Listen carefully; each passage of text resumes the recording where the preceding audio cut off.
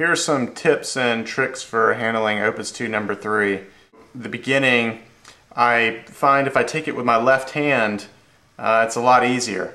I hit that first chord, just like it says. Then I use my second finger with my left hand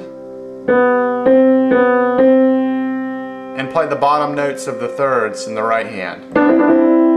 So, once again.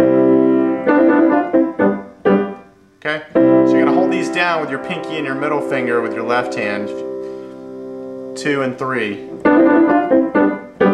So it's nice and clean. This is difficult to do at a really fast tempo. Now the next one is a little more difficult. You're going to have to take it with your right hand. There's really no way out of it.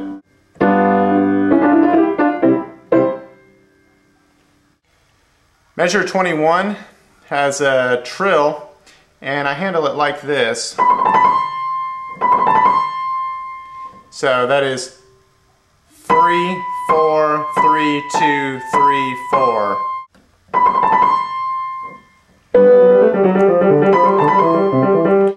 Measure 22 has an interesting little run here, and it's not so bad.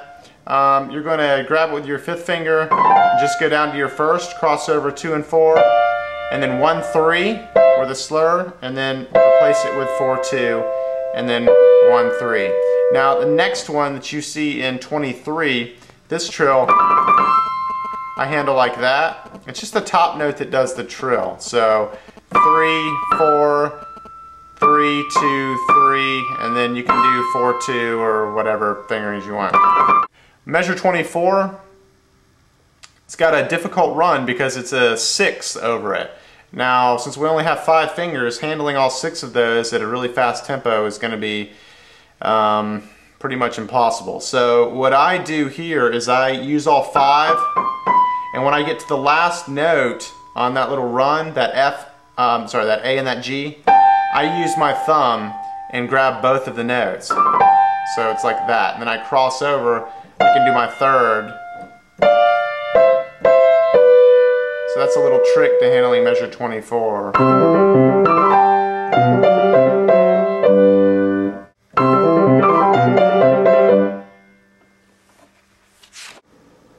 Measure 27 is a turn, and that turn applies to the C sharp below it. It should sound something like this.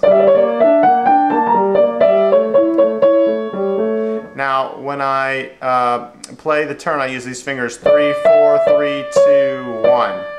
And the ear text has got the 1 on E, but you know, it doesn't really matter here, I guess. You could do 1 on E if you want, but as long as you have enough fingers to go up the scale and in the passage legato.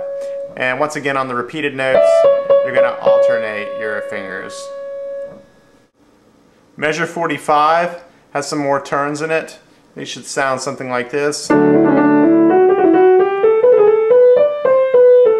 Okay, what I'm doing here is 3, 4, 3, 2, 1. And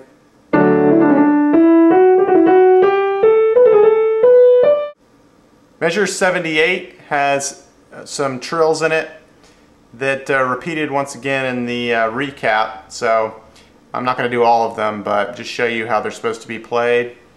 I strike the note that is not the grace note first, and it should sound something like this.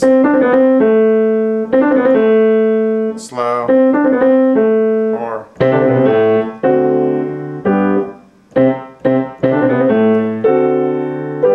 okay, so you're playing the grace note after you hit the main note, the 8th note, C.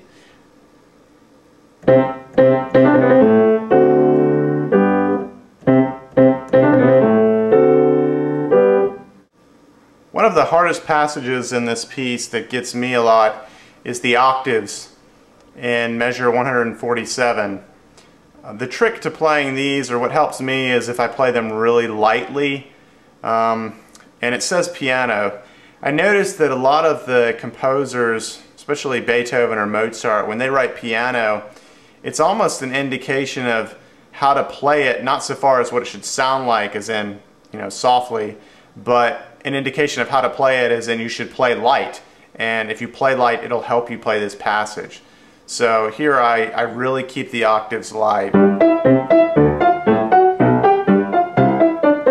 And as long as you have a bounce in your wrist and you don't bear down, it should be doable.